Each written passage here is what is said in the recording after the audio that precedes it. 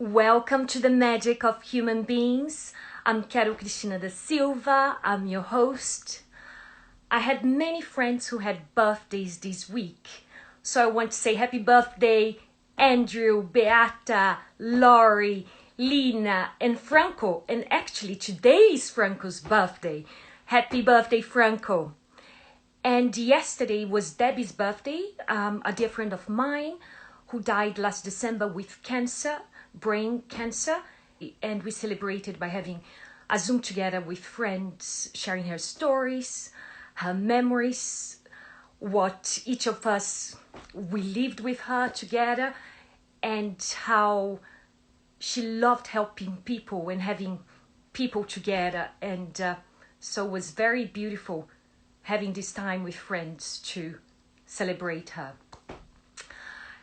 But I want to dedicate this episode to the newborns, celebrating life, because Amaro just arrived yesterday from Tamara and Ton, and from Endika and Marian, Naya on Wednesday. So welcome Amaro and Naya to planet Earth. And the Magic of Human Beings was created to share stories about wonderful people out there doing meaningful and beautiful things, working together to amplify voices of others, to connect and create a better world.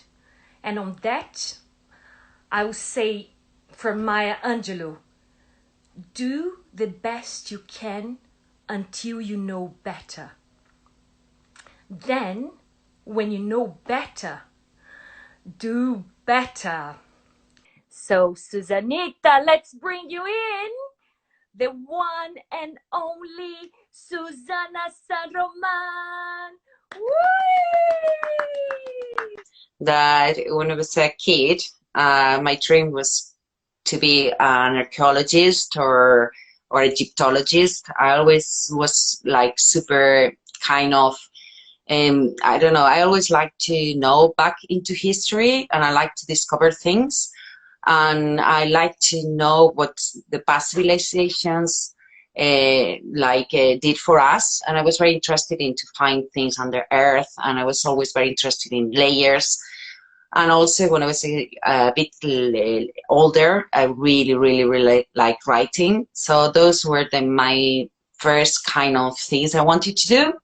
But as I grew up and I was in Spain, my parents decided that archaeologists, journalists, or writing or history were not something I could make a living of.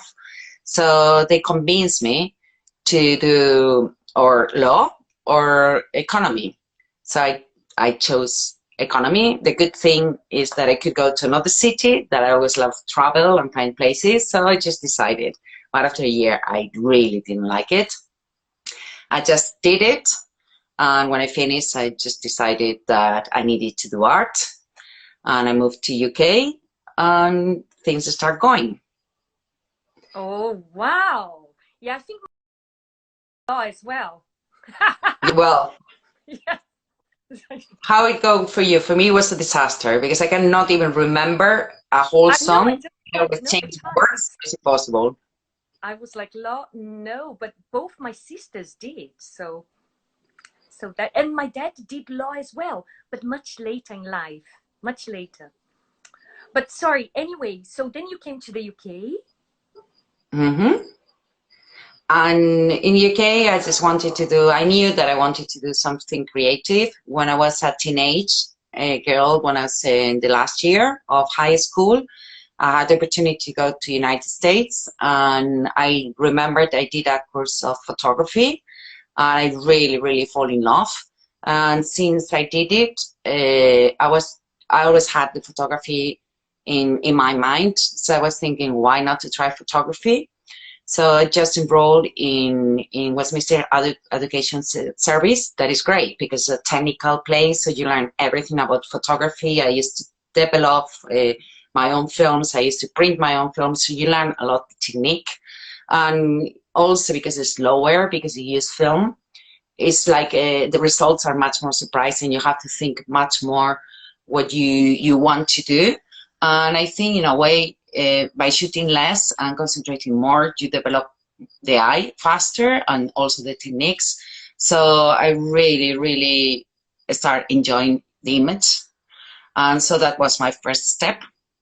And I think for me, it was quite funny because I like and I love all the classical photographers, black and white, just black and white and Magnum and like old, much older than Magnum photographers. And at some point I realized I wanted to do color, and that changed completely my photography. Oh, and one thing, because you're talking about the technical stuff, how was the first time when you're in the dark room and you saw the magic happen?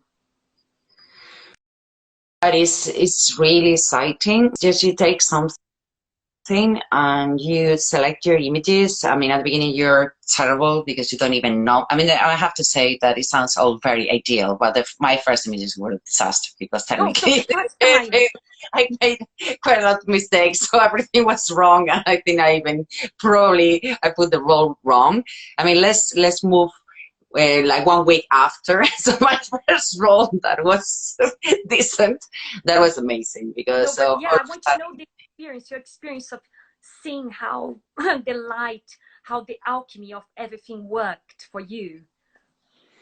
Exactly. I mean, the thing is, like, photography is all chemistry, and it's drawing with light. So at the beginning, obviously, you have like the camera I used, it was extremely basic and it was all manual. So at the beginning, if you don't know that much about technique, you can make a lot of, there is a triangle exposure and ISO and speed that if you don't control, things go wrong. So, and also you have to focus manually. That was not that good at the beginning. After you do it automatically.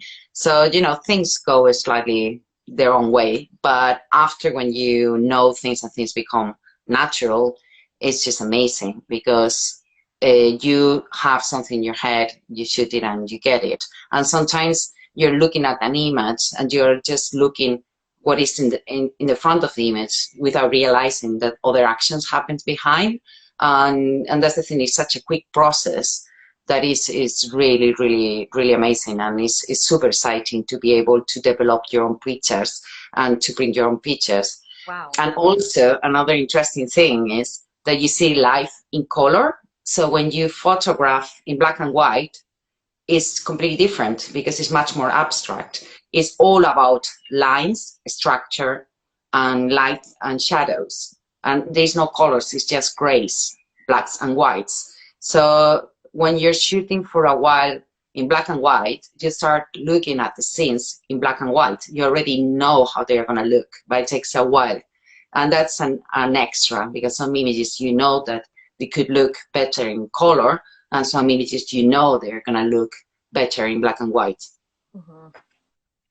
And then how was, you're telling us, like, suddenly when you start with color, the transition? Mm-hmm. I think for me it was just like at the beginning I used photography as I think my evolution in photography is that I now put like 3 categories that I think photography, they're like hunters, farmers, and also people that not lecture, there's a lot of lectures, but people that is more like a critic in photography. Mm-hmm. So for me, hunting is what I did at the beginning. I went with my camera. I went to look for things and capture, like shoot for the things that like surprised me or wanted to capture. But it was like walking around the streets, going to an event, and you have an idea in mind, but you never know what you're gonna get. But you're looking for something. So it's more like pure hunting. And when I started doing color, I started seeing images in my head. So I realized that it was not necessary for me to go to the streets and look and capture images. I started realizing that I had some images in my head that I wanted to recreate.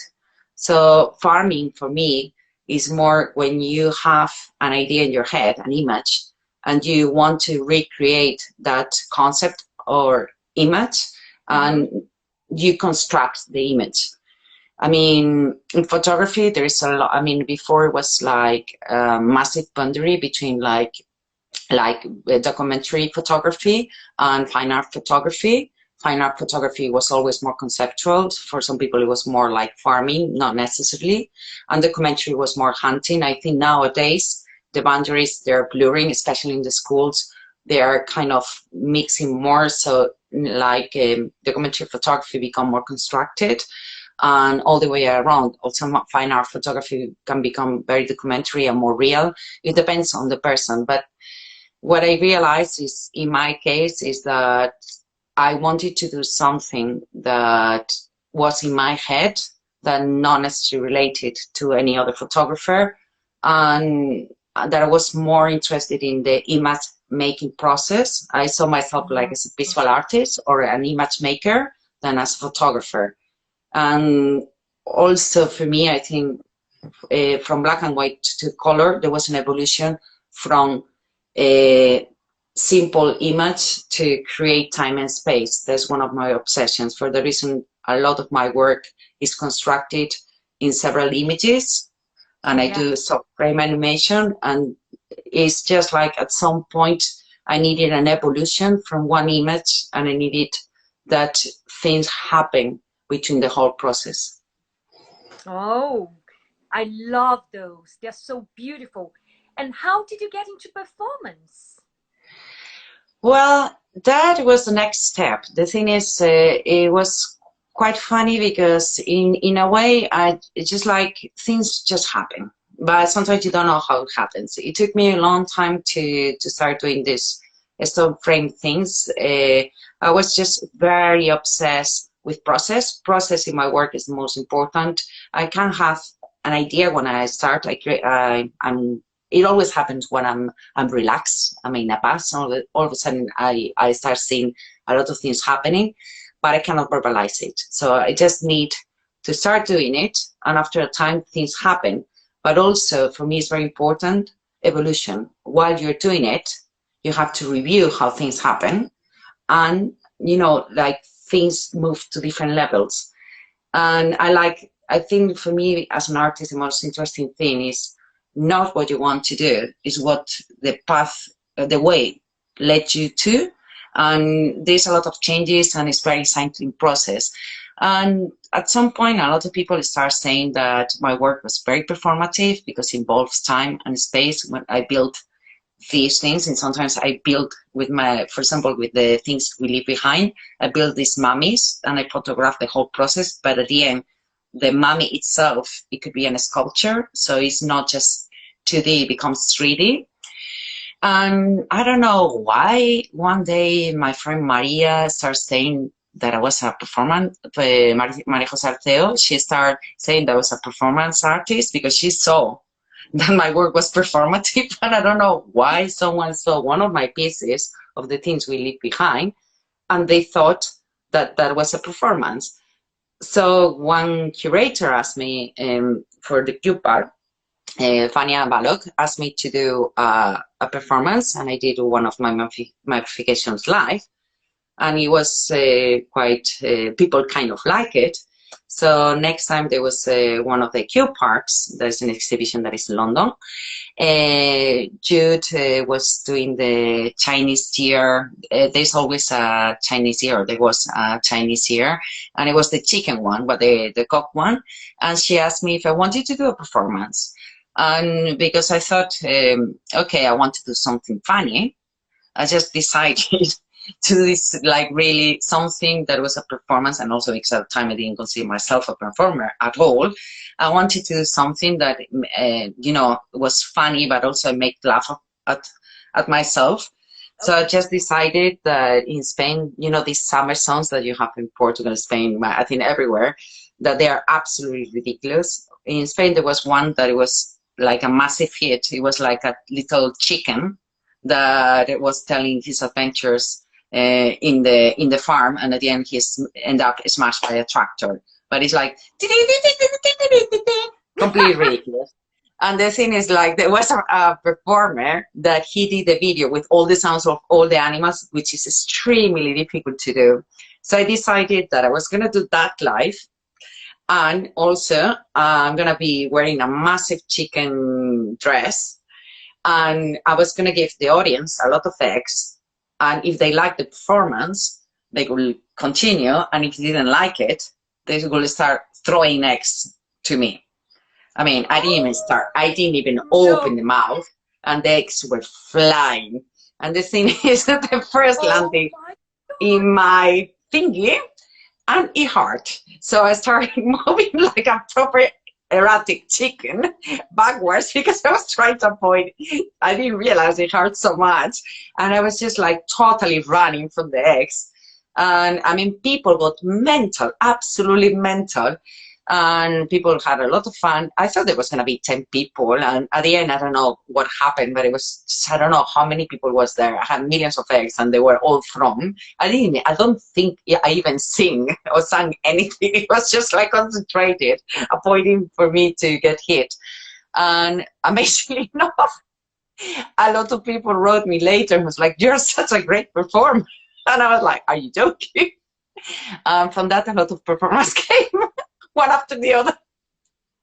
So I was thinking, okay, I didn't even think to put that performer anywhere on my website or even announce it because I was thinking that I'm taking the piss, you know what I mean?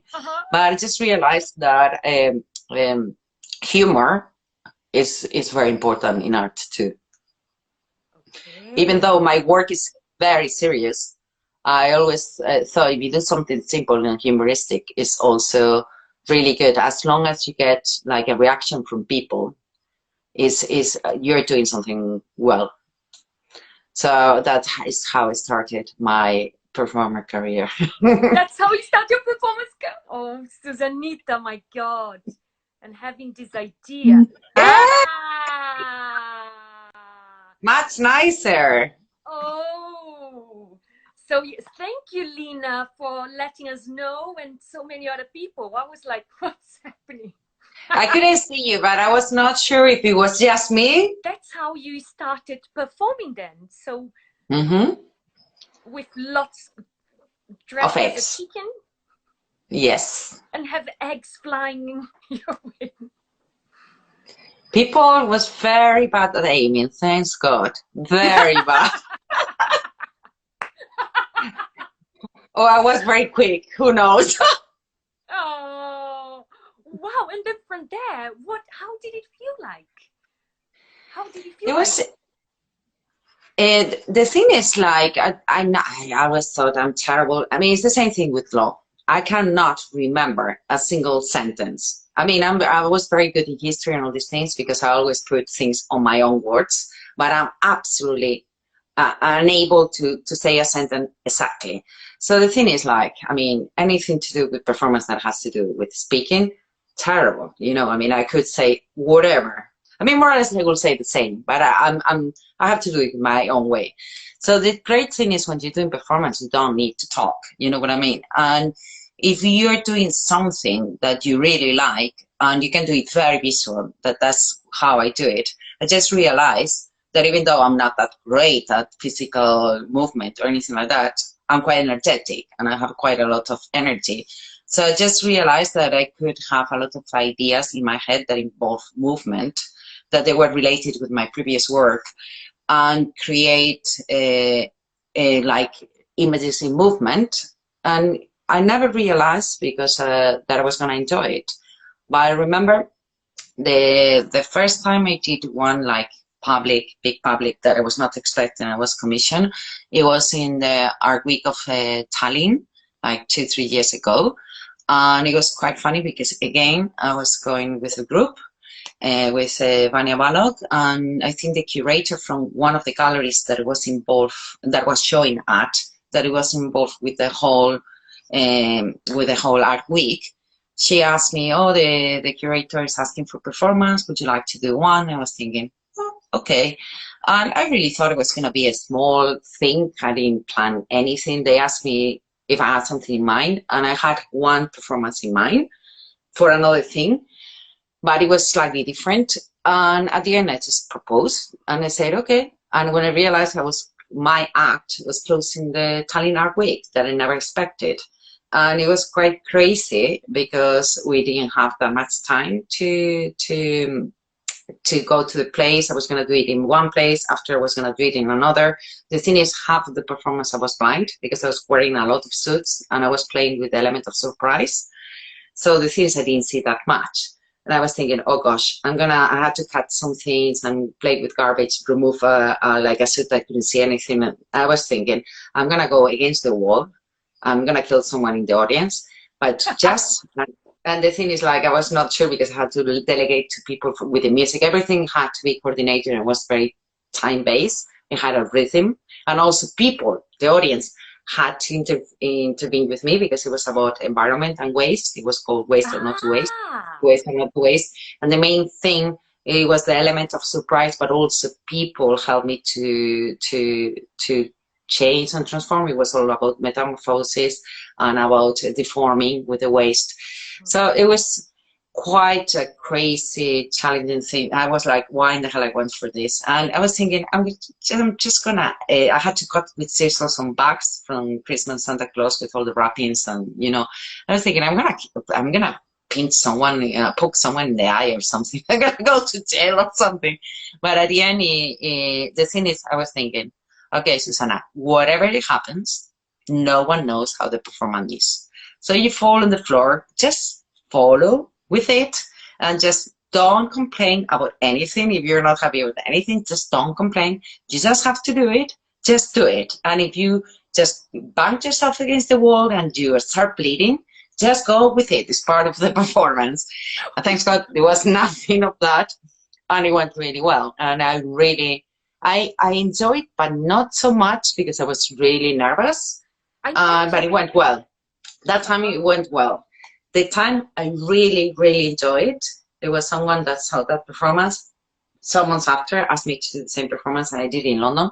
That day I was super sick. We get a taxi. I was vomiting all the way to the performance. I was like, okay, Susana, just do it. And I remember that it's very suffocating because you're wearing a lot of clothes, and it was for MAF. There's Mujeres del Arte Visual. It's a group in Spain for visual artists, female visual artists. Yeah. And I was gonna do the act of the performance, but the thing is, like, I told them, please let me know when you do the break, because I was gonna do the performance. Otherwise, I'm suffocating, and I was wearing a mask, and the sweat and the mucus and everything was falling there, and I was really about to faint, and they kind of forgot. Someone came, I was like, oh my God, and I was breathless. By the end, things happened, and I was so full of adrenaline because I was just feeling so shit that it went amazing. And I felt the audience, I felt my energy. And the thing, I had to liberate from the waste. It was very suffocating, that scene. And I really think the fact that I was feeling unwell and the fact that it was really suffocating, it made it really realistic. And that day, I really, really enjoyed. And also, there was something about feeling bad and that feeling the people and the adrenaline. And I feel people taking pictures and people, the noises and the surprise. And when I came out and the applause and everything, and I was just really, really, really excited about it. And I was like, I think I'm going to do more things. And from there, I start doing more and more things. And I'm just being commissioned for a performance. And obviously, I'm still doing all my art, but that's a new thing. And I'm doing one in Estonia this summer, in Brno. Oh, wow. Both environmental and COVID based. And it's called This Is Shit. This is... Yeah, I think it goes very well with the time we're living at the moment. And also because it's made out of garbage. So I thought it was very, very proper. Talking about garbage, I want to know, when did you start working with waste and environmental? Okay, it was waste and the environment. The thing is, this is very influenced by my friend Maria Jose Arceo. The thing, she's an amazing sculptor woman, and she's been working with plastics for like more than 20 years. Maybe I say 20 and she kills me saying, it's 30! I don't want to make her look older than she is. She's gorgeous. So the thing is, she's been always working with plastic. She's very, very into plastics, the river, the oceans, much more that all this mental trend about plastic started. She's been doing it for ages. And the thing is, I always, in my work, there's a lot to do with mummification and with transformation, metamorphosis, and layers. I'm obsessed with layers and building layers and changing, and also with the human condition and the human figure. So the thing is, I wanted to do a series where the human become the continent, and whatever it was wrapped with, it was related with the action that was there, connecting the figure with the environment. Like and originally, I was not necessarily doing environment. It was like, as I said before, my work is also always about process. So I was obsessed at that time. I'm still obsessed with the boundaries between the binotomy between nature and our civilization, and how they're always conflicting. Men, as a god, creates civilizations, but these civilizations fall, and under that civilization, everything goes under earth, and the archaeology takes part there. We have to recover that.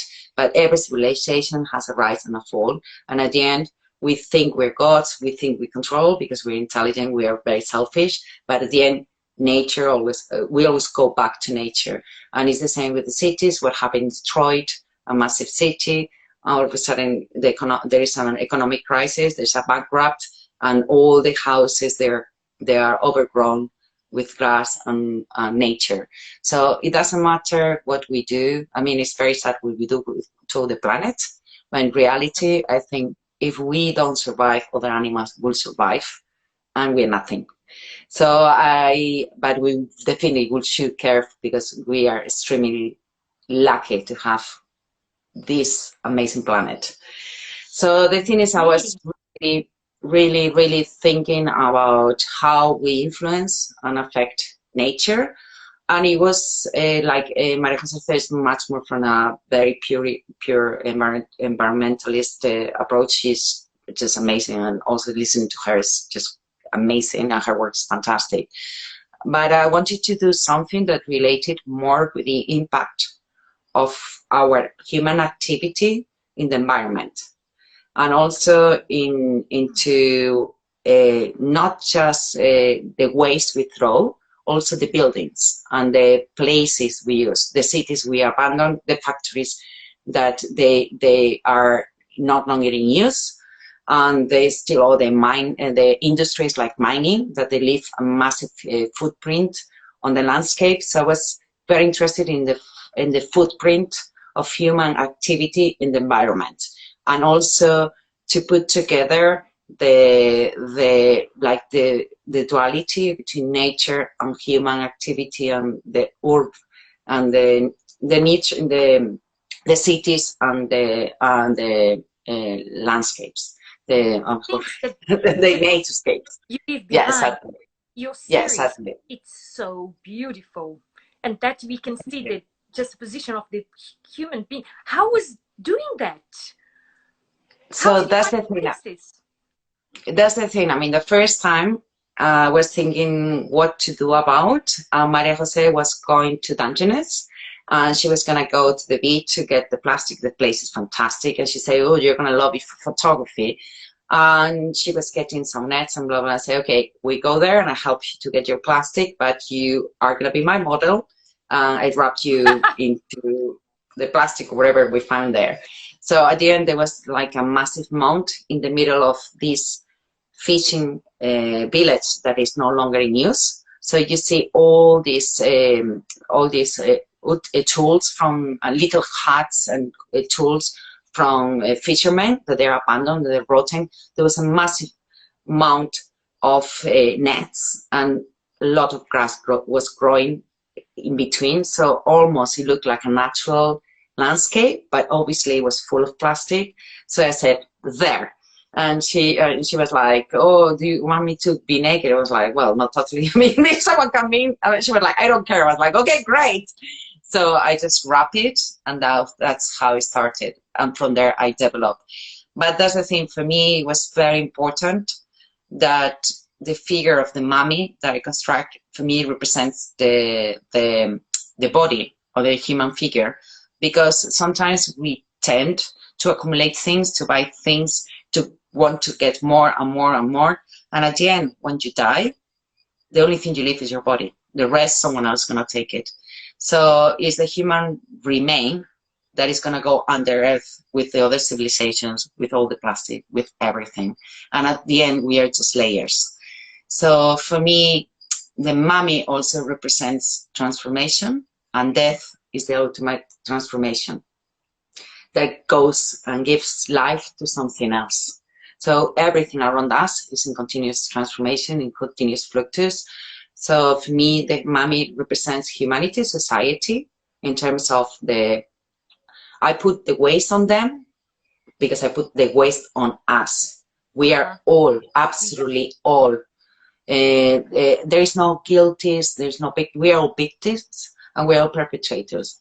Or you go to live, I was telling you today, or you go to live in a mountain with 2 chickens, or at the end of the day, you're part of the problem, because it's impossible. If you live in society, in a global societies, I mean, I'm doing these projects because I want to learn from them, and I want to know the situation, and I hope people also learn from that.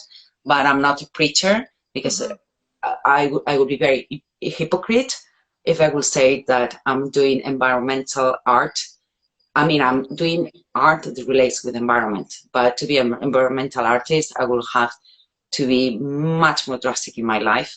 I just say that I'm trying to learn from it, and I would like to continue learning, and I hope inspire some people at least to reflect what's happening around us, not just with plastic. There's a lot of projects that have to do with the impact of human beings, even just buying takeaways. I mean, we throw so much waste, or now with new technologies, it's crazy. I mean, before TV was 10, it could last for 10 years. Now in 2 years, you have a new one. Mobiles, I mean, you get an offer for every 6 months.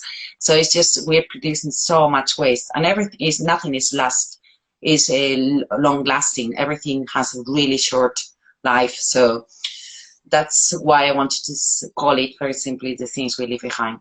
And with that, so it's interesting because the things we leave behind, it's like you have the person, the environment, and the person becomes mummified by the elements that are around them, yeah? But before that, you just had the mummy, right? Yes. And also very specific place, derelict place. And tell me more about that. I mean, the mummy, it was my end of final project for the final project for my university. And the thing is, it's quite funny because I think I've always been obsessed with Egyptologists, with the obsession with keeping young. No one wants, I mean, the biggest mystery in life is death. You know what I mean? I mean, well, also to be born, but people is more scared. I mean, it's the same.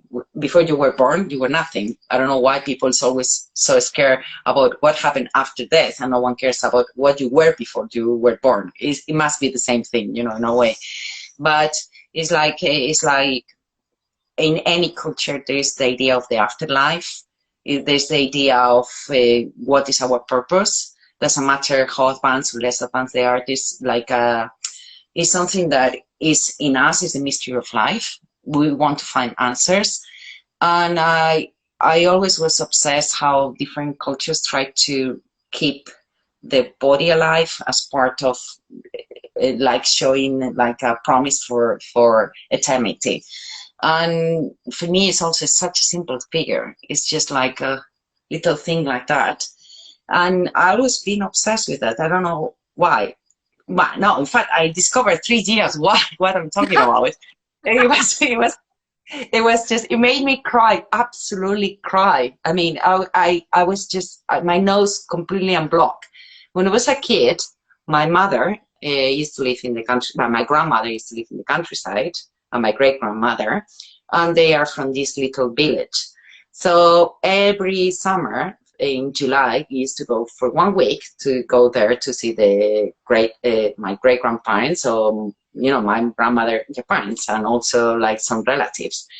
And I remember that Sundays you have to dress like in little villages. You always have to wear Sunday's clothes, and you have to go to the church, etc., etc. And I remember there was like this tiny, tiny chapel, but it was lovely, beautiful, and it had like a little wall of stones. And I remember when it came out, there was this place that I didn't remember. I had it completely forgotten. There was like a sarcophagus, and it was like made of stone, and it was carved in like the shape of a mummy. It was missing the top part, and it had water in. And when I was a kid, I was so scared because I used to look in, and I used to see my reflection, and I was so scared that someone will come and grab me. But I didn't realize that that image was so ingrained in my brain. I completely forgot about that because I stopped going when I was 7 or something like that. And I've always been obsessed with that figure. So I don't know why, but when I saw it 3 years ago, I started crying like mental. I was like, oh gosh, it's like everything clicked. And I was thinking, that's my obsession. Oh, wow. No, it was really, really amazing to discover it because I never realized why I was extremely frightened by that thing. Absolutely frightened. If they leave me there next to that thing, I will be crying for hours. But in a way, it made in my unconscious mind. And then like a really strong. Out in your work. Yeah, exactly. Because I've always been obsessed with that shape, always. And how did you start being interested in underwater photography? Well, that was just, I think it's, I mean, it's like, I just, because, I think. Sorry, before I start, is because your pictures that you did this amazing exhibition, which I went, woo! About the present imperfect and the future tense, and it's all about underwater photography. So that's why I asked, where did it come from, your curiosity? I think it was just, I mean, all of a sudden, I always have these things when I'm going to take a shower. All of a sudden, I'm very tired and I do like that. And all of a sudden, I start wandering. One of the days, I'm walking on the streets and I bump into a lamppost. I mean, sometimes I start wandering, and sometimes all of a sudden I start seeing images. And all of a sudden, I just realize that we are 3/4 water. We come from water. The planet is 3/4 water, and if we need to find life in another planet, water is essential. And I start thinking, I'm doing all these things on land, but in our world, it's a water world. So why not to start searching about something we don't look so much into it? And also, I'm from the coast. I'm from La Coruña. It's almost a peninsula. My father is a captain. My grandfather was he owned a ship. My other uncle, all my family comes from the sea. So it's something that even when I'm in London, I feel that I'm missing the sea. So I really needed to do something related to the oceans. And I started seeing the images, and I thought, let's shift the land concept and let's start looking into how we affect the oceans. And so I started creating like this fictional, I started to be tiny before the whole craziness with the bottles in the water started everywhere. So I was very, very concerned about that, like how we affect the oceans. And so I started creating these fictional realities based on statistics, but of near futures, possible near futures. So obviously they are created and exaggerated, but there are situations that they could happen very soon, or we are already now they're happening. And one of them, I decided to divide it in 3 chapters. One was plastics. The second one, the rising levels of the water and how it affects the coast. and that's really serious, because if the ice start melting, there are areas like China, Philippines, and all on that area, in Oceania, oh gosh, oh, well, sorry, it's just God, I have this. Oh my God. Oh, I tell you 1 second. I always have these things that I cannot remember words. But all the area of Philippines, Indonesia, and all the area, Indonesia, Philippines, there is like 40,000 islands that a lot of the small ones, they can disappear very easily. All the coast of China, very big part of the coast of China, very big parts, large parts of India, a lot of parts of the Caribbean, like some parts of the United States, and obviously Amsterdam, Venice, they will be very, very affected.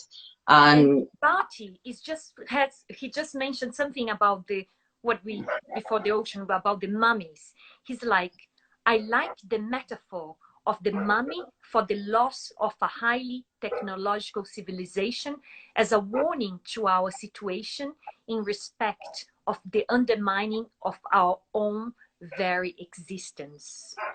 oh, that's amazing. I'm not a very good speaker, but he just really, really put it in great round words. Thank you, Barty. No, that's absolutely amazing. That's it. Spot on. Yeah, spot on. Very well. Spot on. I'm very grateful because I'm terrible at speaking. Well, but you have another way of communicating. Yeah, exactly.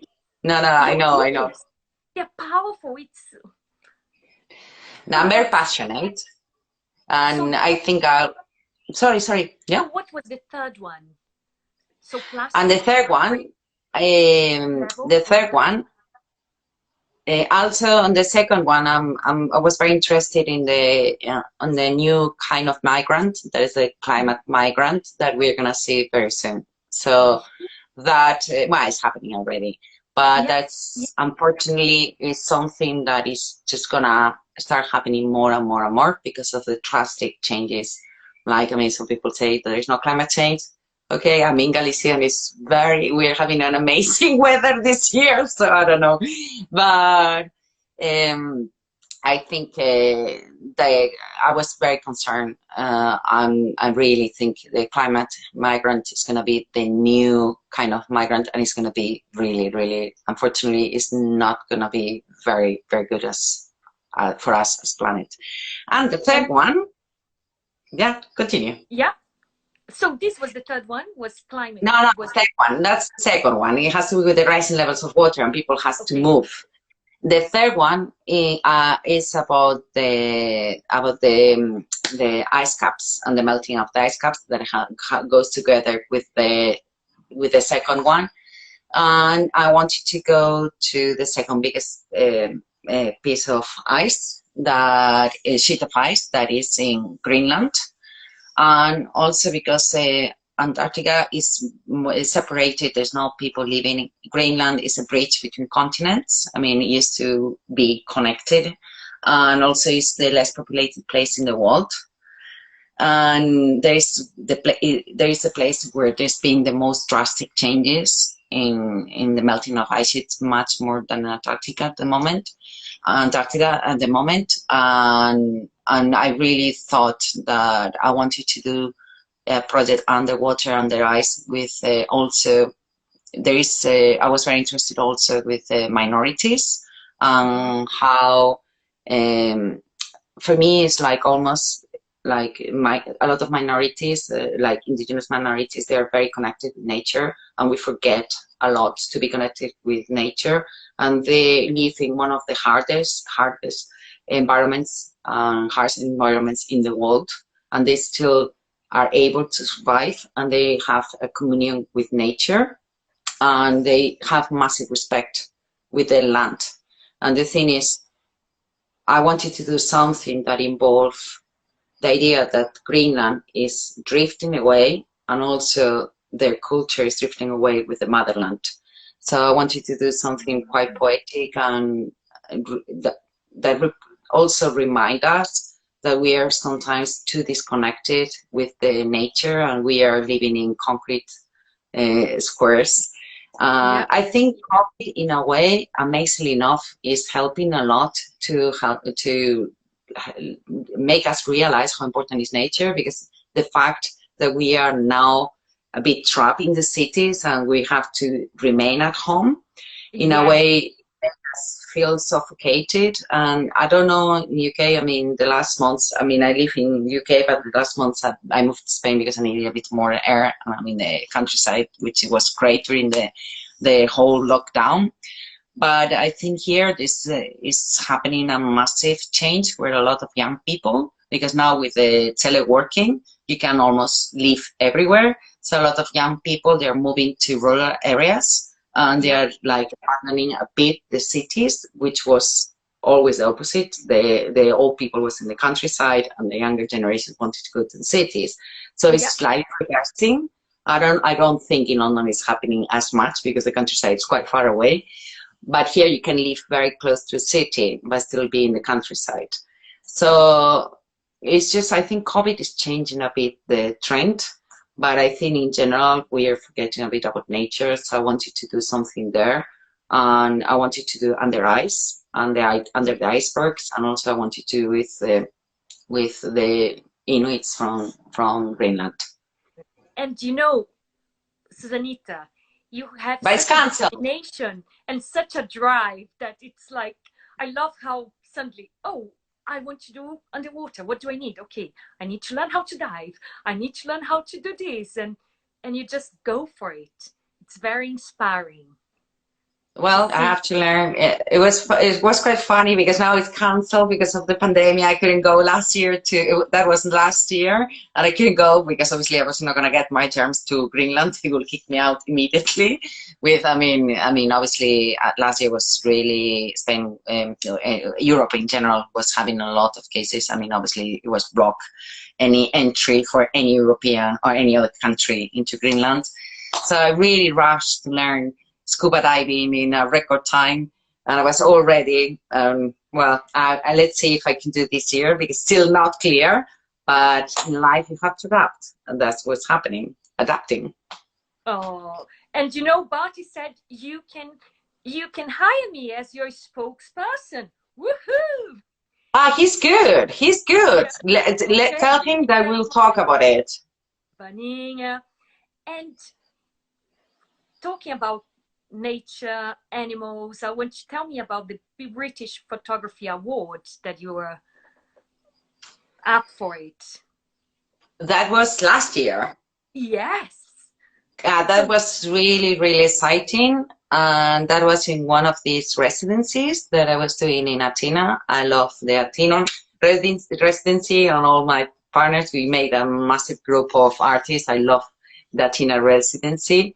And I was with a group of people, and I was in this project about immigration and like how people sometimes they disappear their identity because they have to hide because they're illegal. And I was in this place that it was also like a cartiera where there was the motor of the economy in that place, but also it was disappearing also between the grass because it's no longer working. It's just completely phased out. And some of the immigrants were there. So I were investigating this place, and I was with two more of my friends.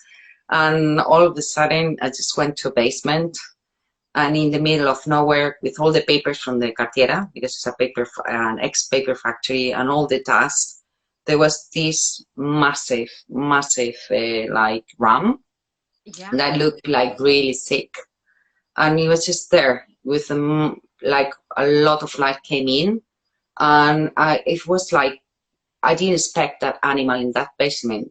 That was completely out of the environment because that area is quite industrial.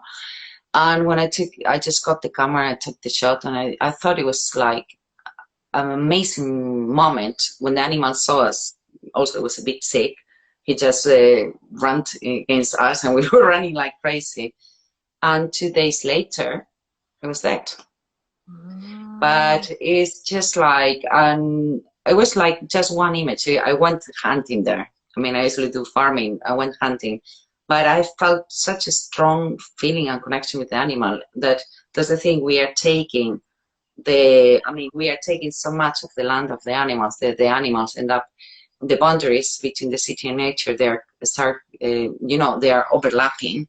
So at the end, animals like foxes, like here, London, foxes. Foxes, and here we. And it's all kinds of animals. During the pandemic in Madrid, they were having deers in the city.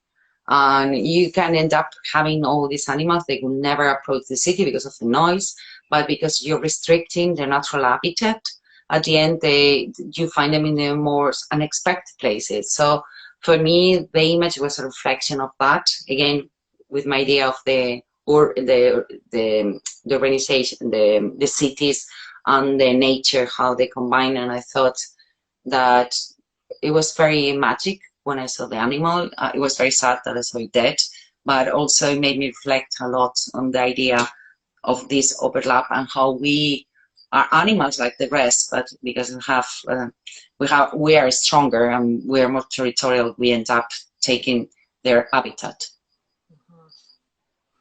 Oh, Susanita. And what's next? Okay, next is as I'm doing this new performance in Estonia that is quite exciting and challenging, and it has to do with waste game, but also with COVID, and it has a term I cannot tell anymore, otherwise they're going to kill me. But that I'm very excited. I'm going to have to practice a lot because it's quite difficult to do. And also I'm working in a project that has to do with how you feel. It's like the feeling of isolation that you have. I mean, a lot of people has with the coronavirus, and a lot of fears that you end up having, because at the end of the day, we are social creatures, and sometimes the situation has changed so radically that your world is changing radically, but also your way, I mean, the relations with other people, but the relations with yourself and the idea of freedom. And that's the thing. I'm doing a project of isolation and a reflection of our relationship with nature, but from the oneself. So in a way, it's going to be my own reflection as an experiment, how the pandemic can affect me, or a similar situation can affect me. And how nature sometimes becomes strange, and it becomes like scary. No, nature, sorry, environment. The environment around you becomes scary and threatening. So that's a project I started. Amazingly enough, I started in January last year, and don't know how it started. And after, it just went all together. So this is my new project, and let's see if I can retake Greenland. In general, now I'm living as I can live. I'm not thinking too much because I'm keeping myself extremely busy, keep going with projects. In terms of traveling, etc., I'm letting the world to decide if I can go or not. I just keep living my life and doing my projects, and just I take it as it comes. And I think the great thing is like that if you go with flow, you can be very creative.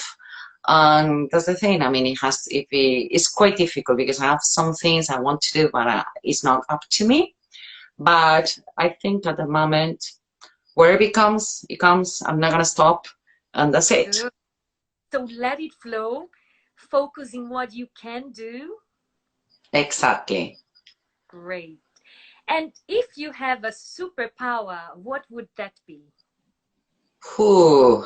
Just one. No, That's quite difficult. If you have a clue, I want to know. Flying, I know is quite. No, wait. Teletransportation or flying? No, flying. No, because teletransportation is fantastic because you can move to one place to another.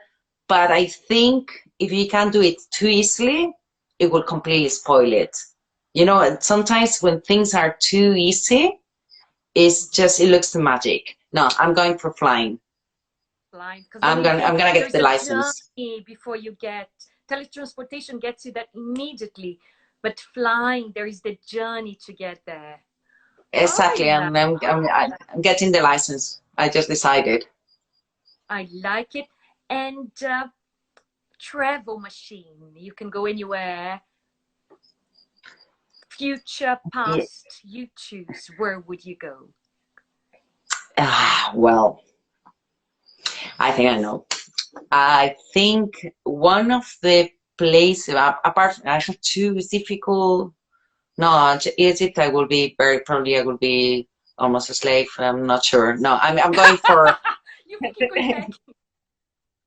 As an Egypt, maybe I will be like, I don't know. I mean, it will be very bad life for me.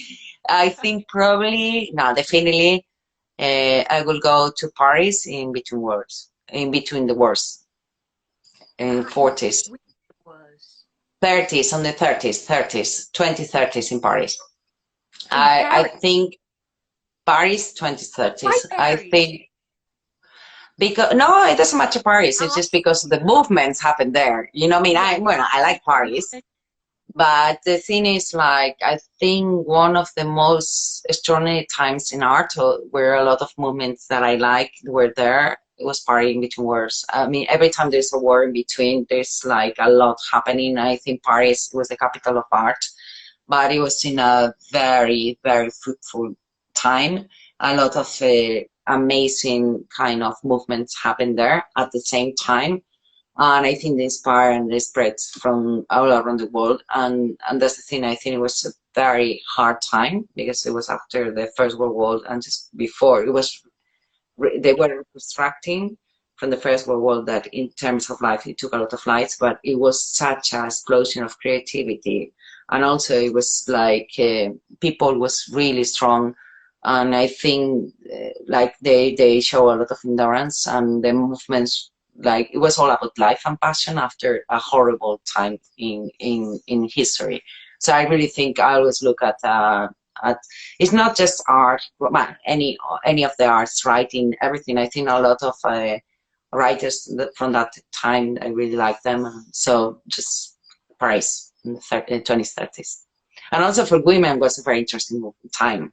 So definitely, as a woman, also I think it was very exciting, changing, challenging times. So yes, definitely there. Oh, great. And thank you everyone for sending all these beautiful hearts, esses corações. If anyone has any question, send us here. And Susanita, I want to read this quote, which is about all the things we've been talking about the world. And you cannot hope to build a better world without improving the individuals. To that end, each of us must work for our own improvement. Marie Curie. Oh, that's amazing. That's amazing. Isn't that amazing? Yes, I love it. I love that too. I was like, we want to make Yeah, a and better also world, she was an amazing woman. Amazing. Let's start working on ourselves. Yes, yes, yes. I love it. Oh, but you're sending lots of hearts here. Thank you to everybody that listened to this wonderful woman, and thank you for inviting me. Oh, Susanita, thank you so much for coming, for sharing your work. It's been beautiful. And check out all the photos. Also go to Susanita's Instagram, go to her website, and there are the videos. The videos, we didn't talk about the videos, Susanita. They're amazing. Oh, thank you so much. Thank you. I'm very happy you like that. Big kiss, my love. Susanita, and speak soon, and lots of love. A lot of love for everybody. I hope everybody's very happy. Thank you, Fabiana. Ciao, ciao. Ciao, guapa. I don't know how to stop it. Do it for me.